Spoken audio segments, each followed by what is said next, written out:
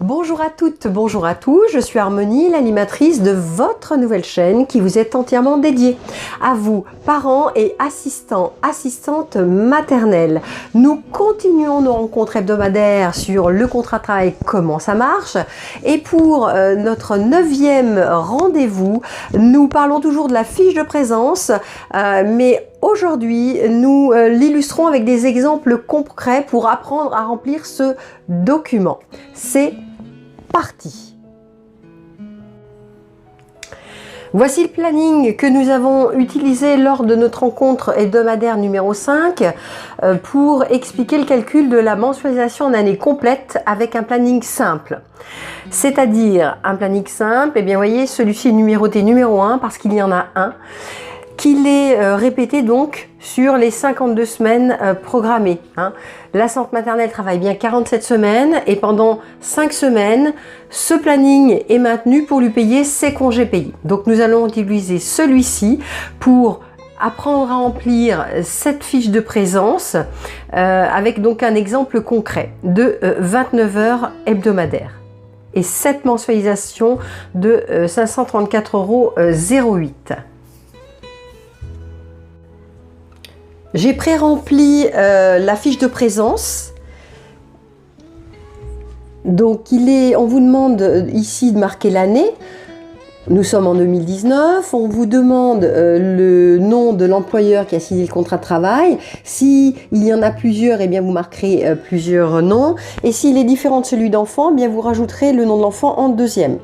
Ou les prénoms de l'enfant, la date de début de contrat. N'oubliez pas que la période d'adaptation fait partie du contrat de travail et elle peut aussi faire partie de la période d'essai. La période d'essai n'est pas une obligation, ça se négocie au niveau lors de la signature du contrat de travail, lors de la rédaction de celui-ci et elle peut aller jusqu'à 3 mois maximum en fonction des jours de besoins hebdomadaires. Vous indiquerez bien le taux horaire prévu au contrat de travail et la mensualisation retenue. Donc c'est une fiche de présence qui est mensuelle, elles sont toutes mensuelles et nous partons sur le mois d'octobre. Voilà, c'est un exemple concret pour retenir. Le premier planning n'a aucune spécificité, c'est fait exprès, puisque nous sommes partis donc sur ce planning-là lors de la rencontre hebdomadaire numéro 5 et il va nous servir de guide pour les différents plannings qui suivent, auxquels j'ai mis des difficultés pour illustrer comment remplir ce planning et vous familiariser avec les spécificités pour remplir ce document. Cette deuxième semaine, qui est différente de la première semaine témoin, nous observons le lundi ne doit pas être travaillé, puisque on est parti sur une semaine témoin avec des jours de repos fixes. Le lundi ne doit pas être travaillé, et là il l'est. Et le jeudi qui doit être travaillé ne l'est pas. L'employeur s'engage sur plusieurs plannings, donc dans notre exemple, un planning avec des jours fixes. Eh bien, on ne peut pas dire plus 1 moins 1 égale 0, non. Dans cet exemple-là, pour le lundi et le jeudi, l'employeur va devoir, l'assistante maternelle faisant bien 15h30, 21h, ce qui n'est pas prévu au contrat de travail, l'employeur et l'assistante maternelle, en fin de semaine, vont devoir indiquer ce qu'elle aura fait en plus. Et donc là, en l'occurrence, l'assistante maternelle a bien travaillé 5h50. Ces 5h50 ne sont pas prévues au contrat. Donc elles seront automatiquement indiquées en heures complémentaires. Et le jeudi, l'assistante maternelle ne travaille pas, mais l'engagement est pris sur un planning précis, avec des jours de repos précis. Eh bien, le salaire de l'assistante maternelle doit être payé.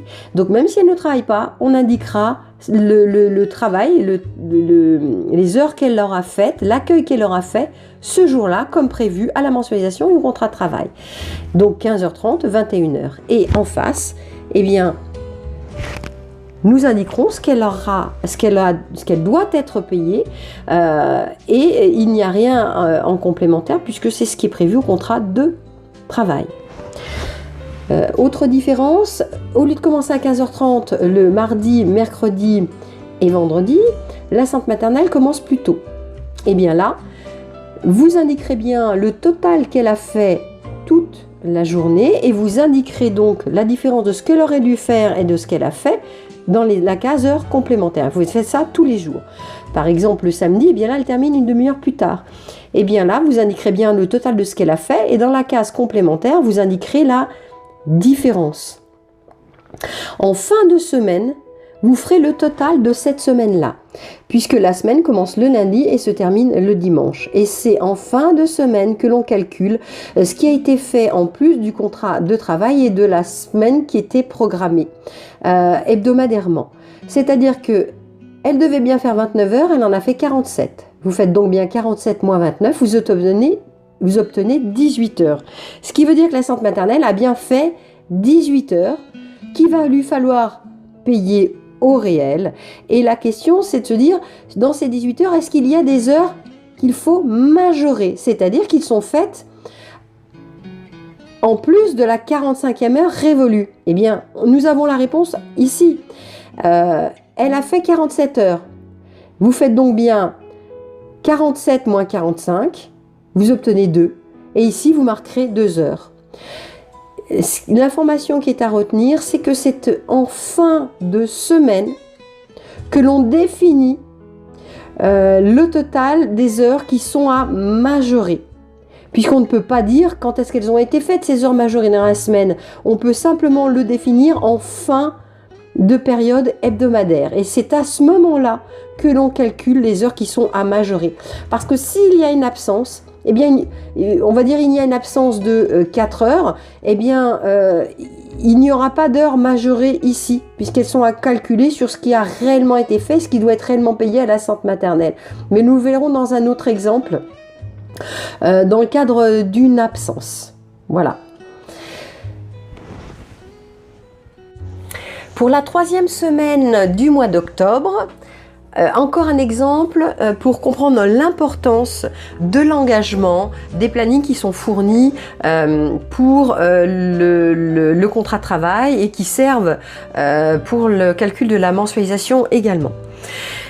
L'employeur, au lieu de déposer l'enfant à 15h30, eh bien, le dépose à 15h45, il est en retard, et le soir, il part de chez son assistant maternel à 21h15. Vous me direz, il a fait la même durée de travail que s'il avait respecté le planning. Eh bien, une assistante maternelle n'est pas corvéable. La SOE, je le rappelle, elle a un agrément, et son agrément, donc il y a une capacité d'accueil, et elle ne peut pas dépasser cette capacité d'accueil.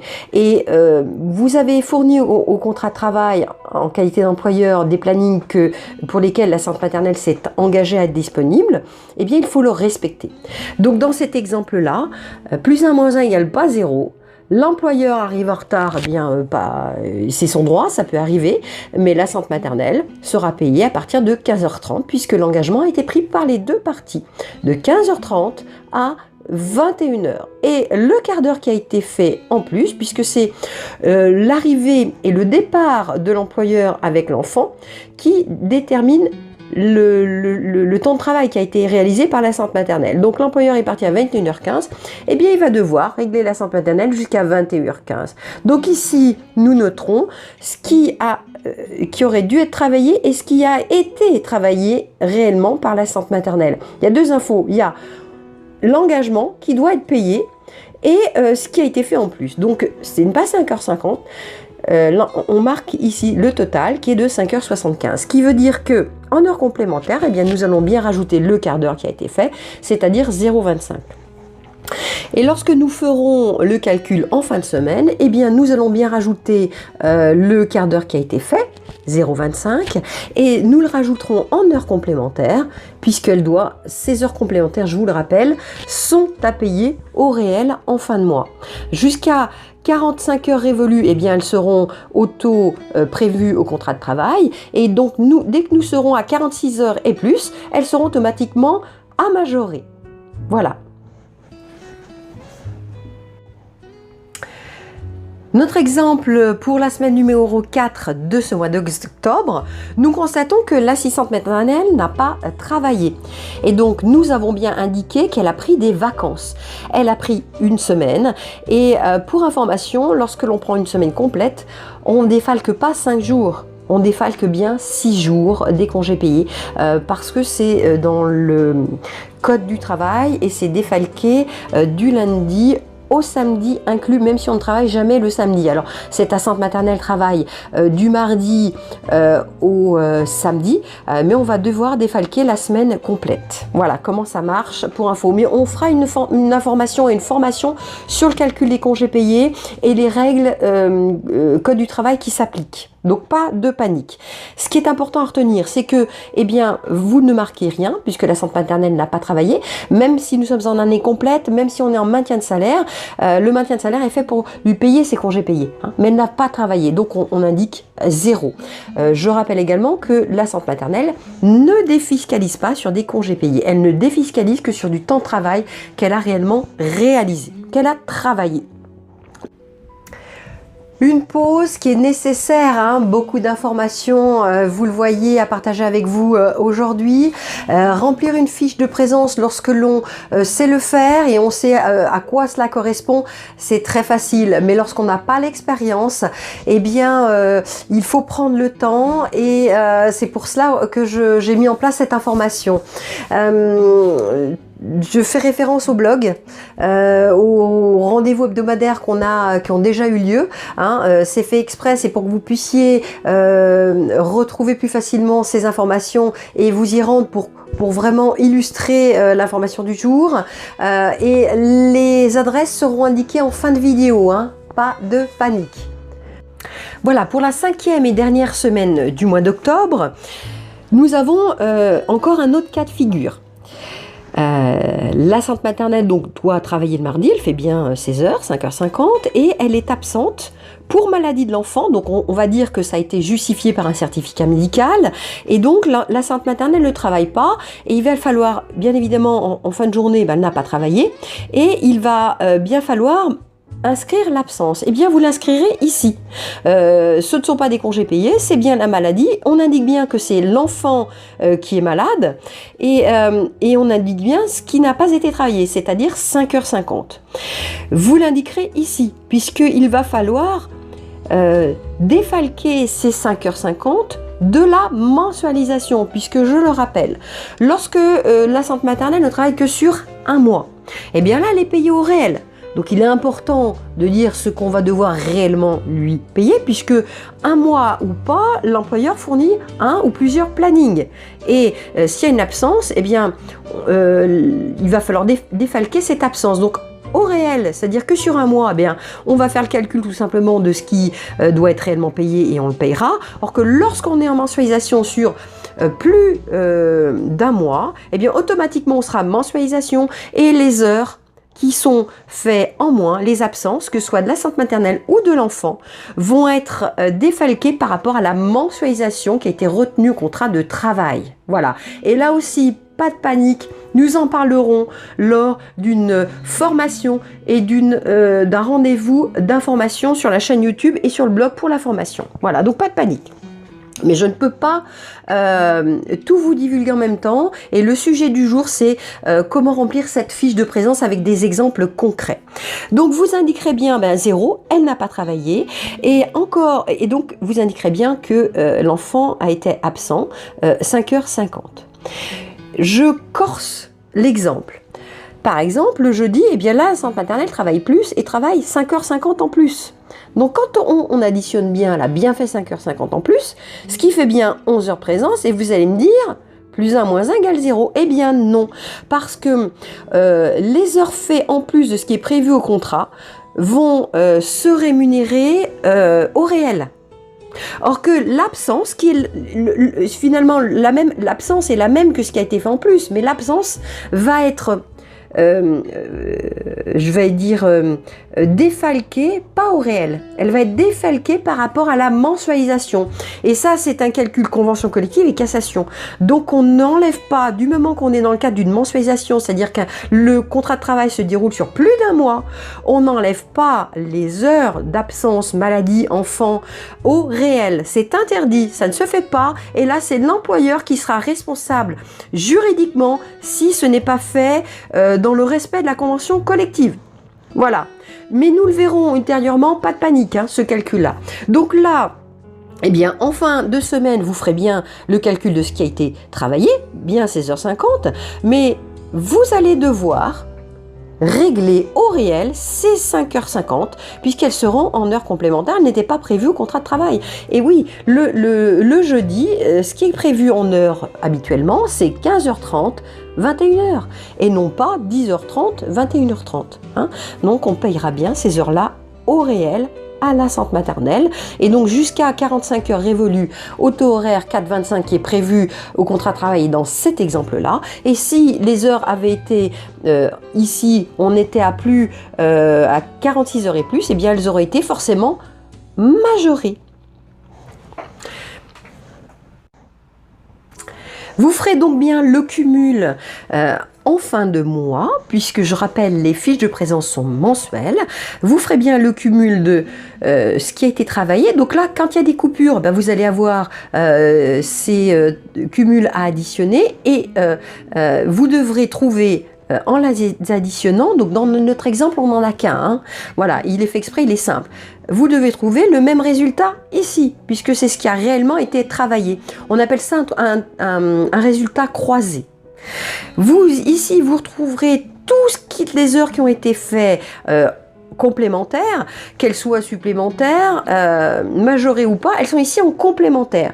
Puisque c'est, moi je pars sur l'exemple, c'est-à-dire que sur le complémentaire, on indique ici seulement ce qui doit être majoré. Hein. Donc elles sont toutes payées au taux horaire prévu, mais une partie de ces heures-là, on doit appliquer la majoration. Et donc, dans le mois, il n'y a que 2 heures qui ont été faites hebdomadairement, et en l'occurrence ici, puisque la semaine était à plus de 47 heures. Donc, 46 et 47, ça fait bien 2 heures seulement qui vont devoir être majorées.